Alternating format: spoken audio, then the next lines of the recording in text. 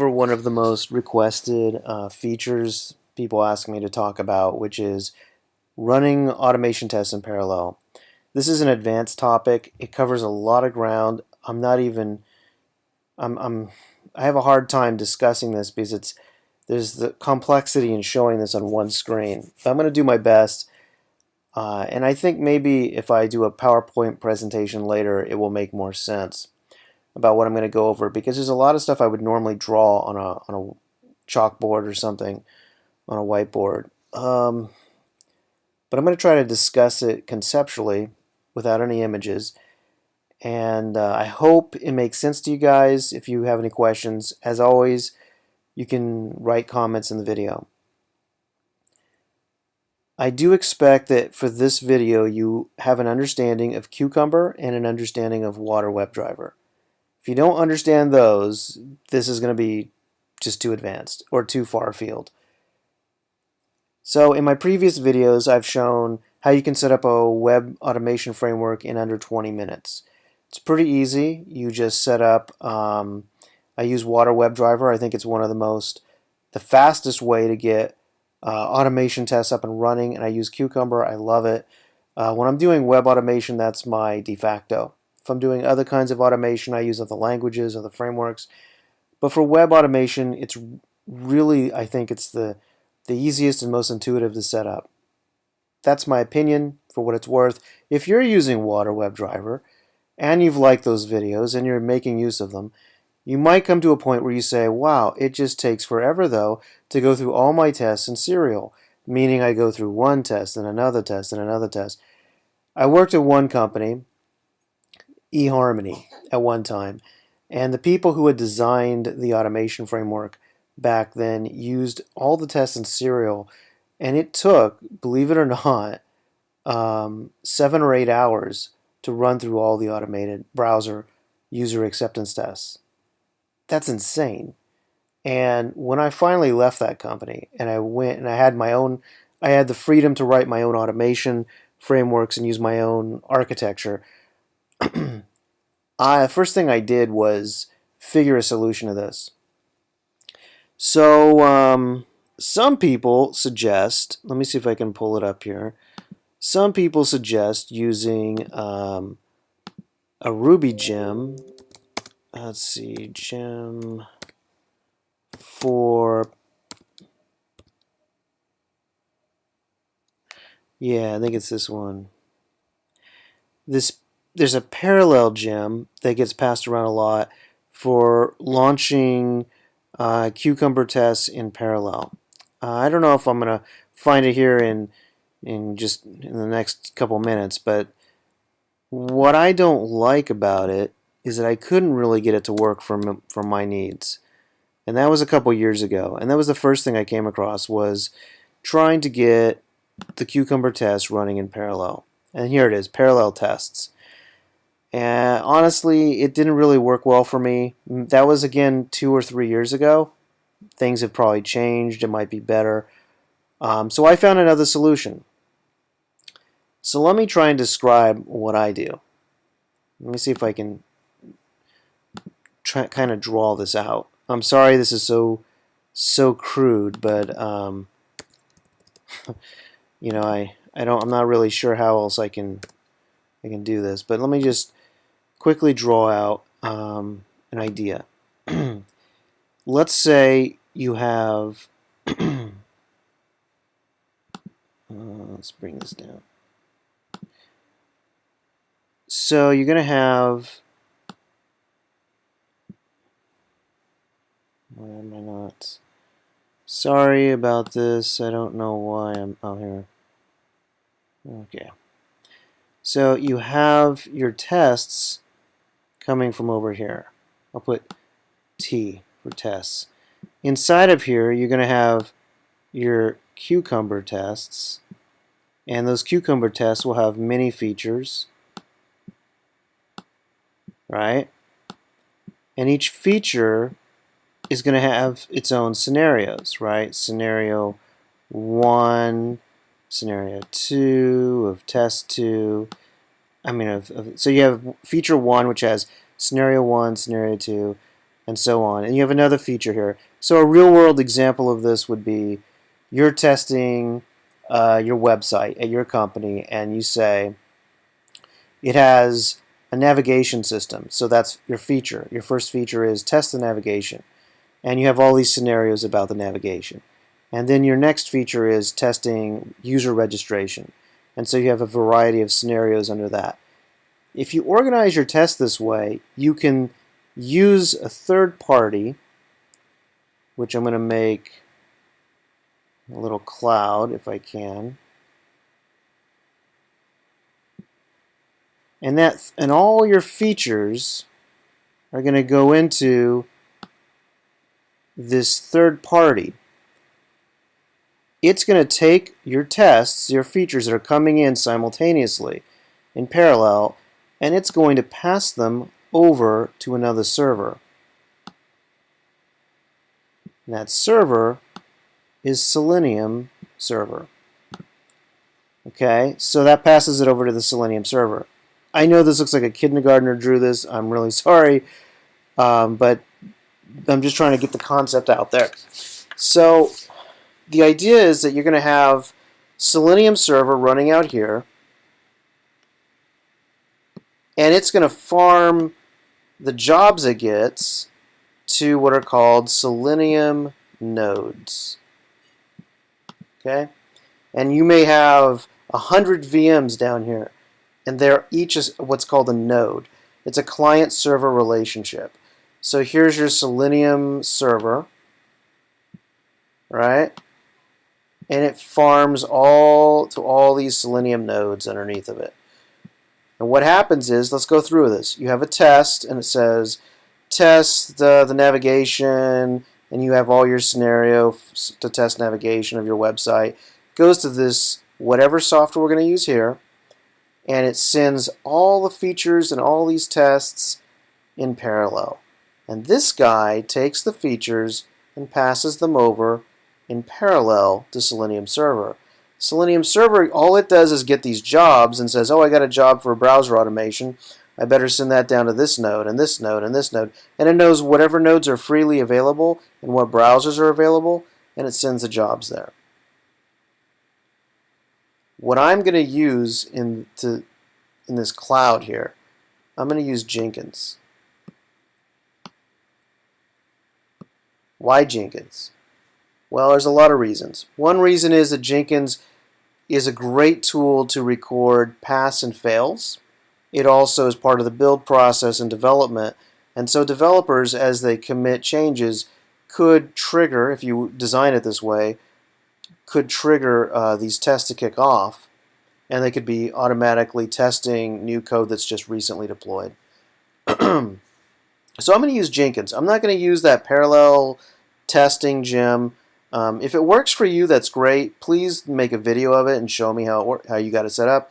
I never got good use of it, and I honestly actually find multiple reasons to like Jenkins. So it's a good reporting tool, and it has a lot of great plugins, so I think I'll stick with it. But let's go back to summarize this. The concept here is you have a bunch of tests. You have a test suite, right, using Cucumber. And Cucumber has all these feature files. And each feature file is going to have scenarios. You have to be aware of that at this point. And what I'm going to do is send each feature file simultaneously into Jenkins. And Jenkins is going to take those files and simultaneously send them in parallel to the Selenium server that's going to be set up. That server will then pass them to any node that is freely available, and it all gets sent back, and we have a record of pass or fail in Jenkins. Alright, enough of that. Let's close Photoshop. Now let's get back to Selenium Server. What you do, you simply look for the Selenium Server jar. At this time of this recording, the latest version is 2.48.2.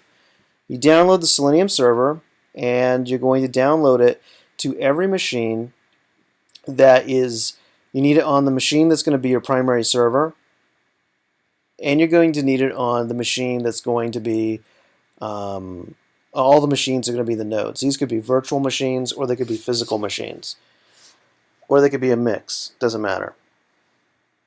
Like you may have an OS X machine that you're going to use to, or you could have, like a Windows 10 machine that you're going to use to test Microsoft Edge, and a Windows 7 machine to test a version of IE.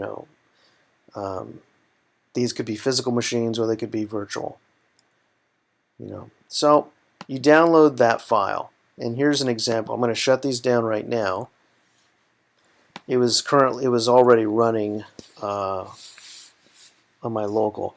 Here's the other problem with me trying to demo this. In a real-world scenario, I can't really take a video capture of it because there's too much sensitive information at my job. So what I did, I created a completely new project that's a complete dummy project, and I basically downloaded Selenium Server and onto this machine, and I'm going to make multiple. I'm going to make an instance of the server and an instance of a node on the same machine. This is not practical, but it's going to be really hard for me to show you multiple machines and that I have set up outside of my work environment. So I'm just going to do it all here. On this terminal right here, I'm going to turn on the server. Well, let me clear this up so it looks a little cleaner. So how I turn it on, once you have the Java jar for the server downloaded, you just do your basic Java jar, Selenium Server, standalone, whatever it is going to be, and you set this parameter, role, as hub. This will kick off, it's very fast. It's extremely fast using Jetty. So it kicks off a server, and it tells you the server is at this address, 192.168.45.7. So that's my local IP, my internal IP. And then you have on port 4444, and then you have this path. Grid is register. This is the path it's telling you that nodes should use to register. The server itself is just running on 4444, and what it's not telling you is the path that you would use to see it, which, let me see if I can pull it up. It's not there. I thought I had it up a minute ago. Here it is. This is what you would go to. It would be /grid. So if this is, so you can see this is the Selenium server that I just turned on. And right now there's nothing really to see. I have nothing connected to it. So let's connect a node. So over here, let's clear this out. In another terminal session, I'm going to open up this. I'm going to open up a node to talk to this guy over here. And the difference is I'm running role node, okay, instead of role hub.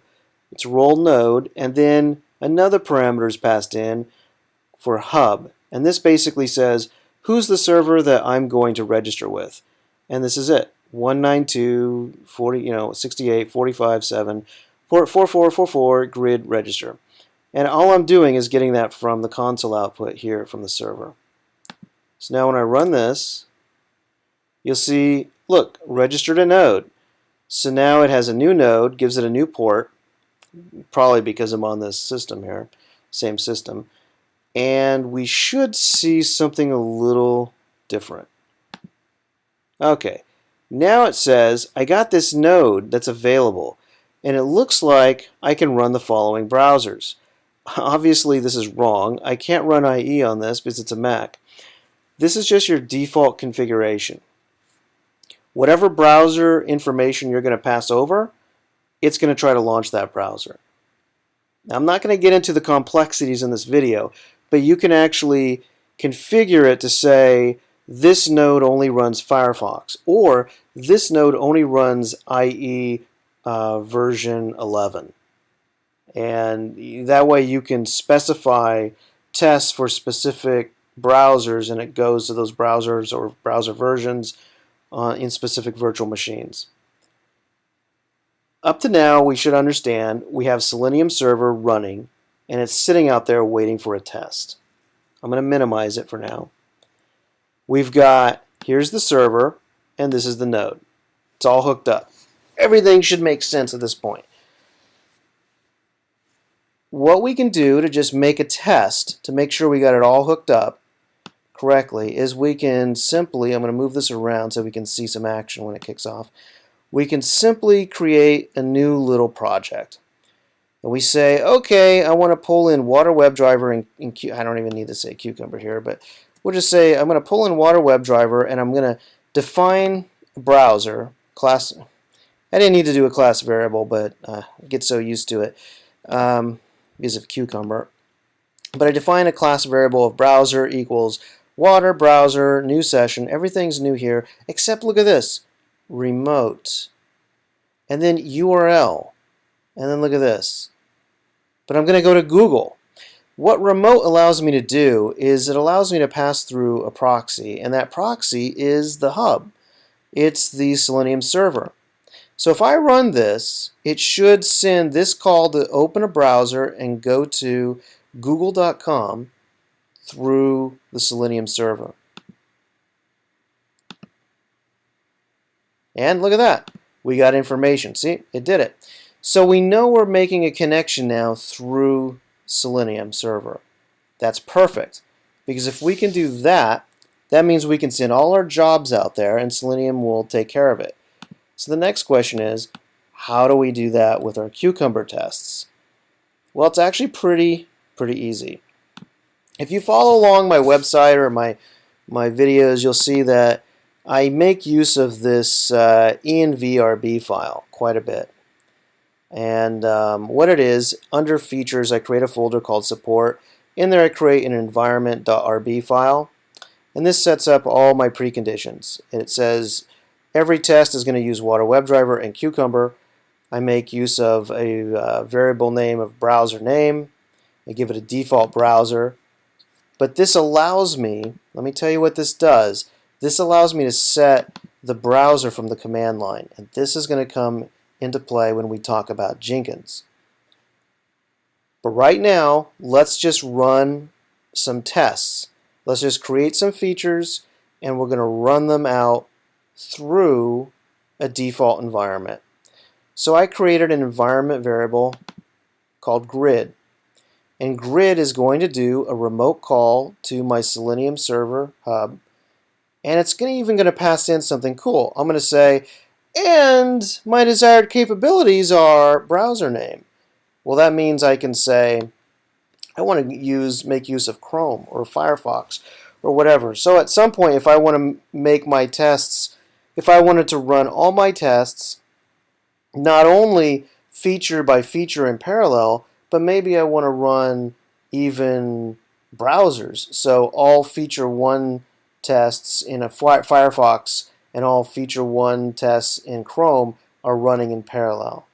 You could do that as long as you have enough virtual machines or enough physical machines to farm the nodes to. It's all doable. And this will cut down your test times. Like I said at eHarmony, it was like ridiculous. It was like 8 hours or something to finish all these tests in serial. If you run them all in parallel, if you have enough virtual machines, you could finish them, in like, I don't know, 10 minutes, 20 minutes, whatever it takes to run the longest feature. If you have enough virtual machines, it can be done. So let's get into it. So what I did, just for grins, I created a simple little scenario, created 2 features, and in each feature I created 1 scenario each. The first one is going to test Amazon. It's going to open up a browser, the default browser, Firefox. It's going to go to Amazon and it's going to enter a search value. I'm not even going to assert properly. I'm just going to do this just to make sure I can make this happen. As you can see, we got some activity in the window over there. You notice I go full screen because I've told it to do that. And here's what it's going to do. It's going to type the word, yep, there it goes, type the word cucumber in there, and I get some results back. At the end of this, it should close the browser out. Hope it does. Oh, it didn't because I haven't finished the test. See, I didn't do the then. That's okay. For this demo, we're just going to show how we can farm these two jobs in parallel. So now I want to take a look at doing this. So now we have this one job. We've seen this one feature just got sent to the Selenium grid, who farmed the job to a node, and the node opened a browser and did all the activity. Just so happens for demo purposes I'm doing it all on one computer. But in the real world it wouldn't be this way. You would be farming it to the nodes would be all these virtual machines. But now let's look at this. Let's pull up Jenkins. I told you I'm going to use Jenkins, and here's why. Jenkins can run, right now it's set up to run 2 simultaneous jobs. But if you manage Jenkins, you can actually tell it to run how many jobs. And you can have it run 10, 20, 30 different jobs. And they're called executors. So we're going to set it to 10. And if I hit save, look, see all these executors? This means these are unique jobs that can run in parallel. So I already created a job here called Amazon Search Feature, and it was successful. Isn't that cool? I mean, you can look at Jenkins and it says, oh look, your test passed. You got a bright sun, you know? That's pretty cool. You just look at it. If it failed, you get like a negative thing. I think it's clouds or dark sky or something.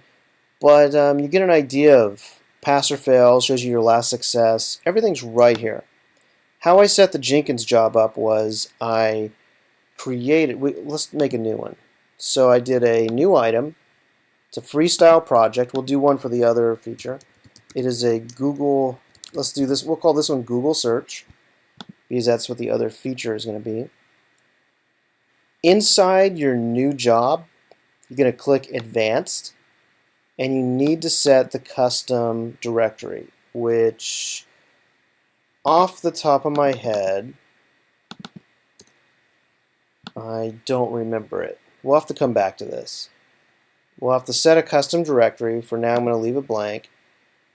We add a build step, which is going to be a execute shell statement, which will be cucumber features, and then the feature file we want to run, which is going to be, I think it's Google Search Feature.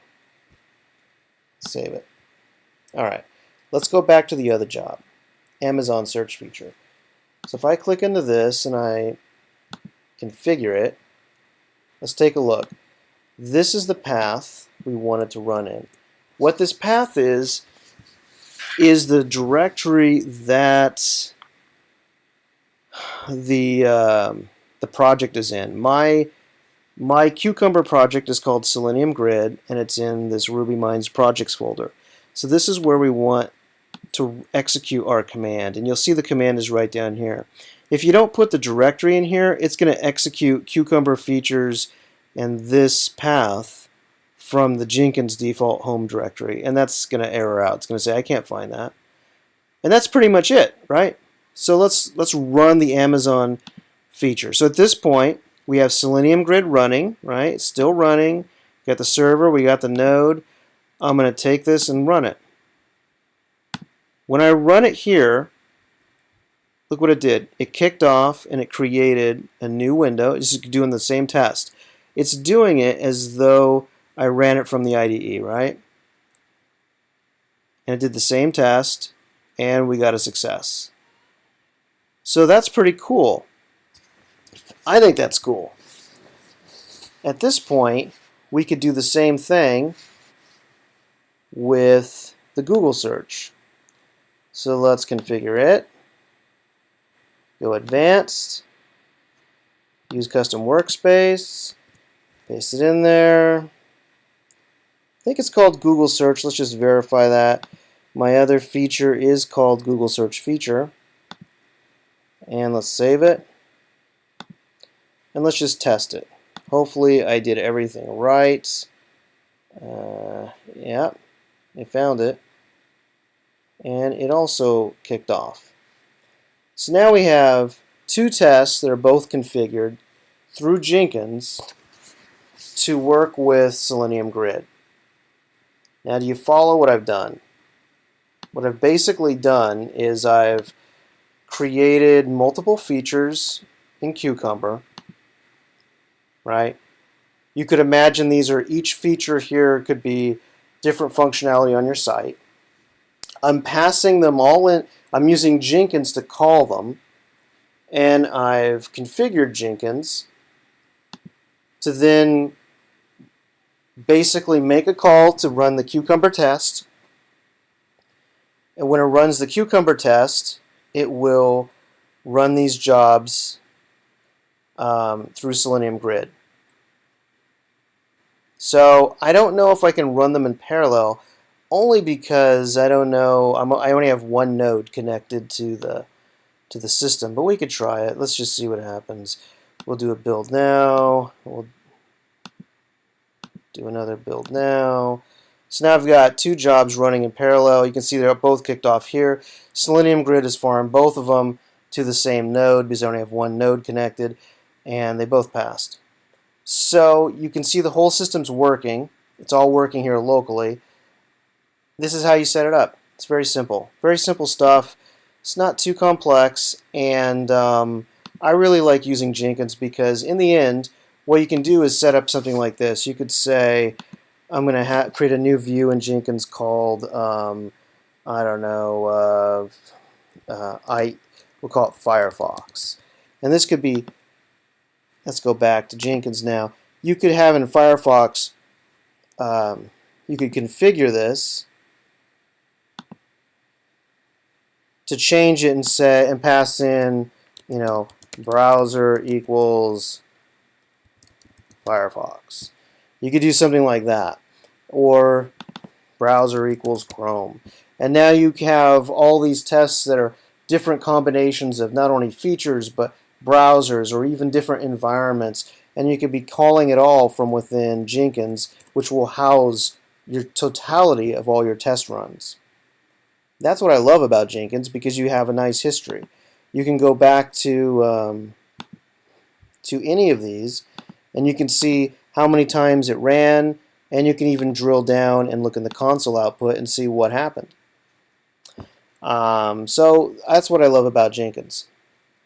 As for everything else, well, everything else is pretty much set up in the Cucumber settings itself, in the actual project, which is under, here back in the environment variables we called water browser new remote. We passed in the hub for Selenium Server, and at that point it's up to the Selenium Server to send it to the open nodes that are available. That's really it.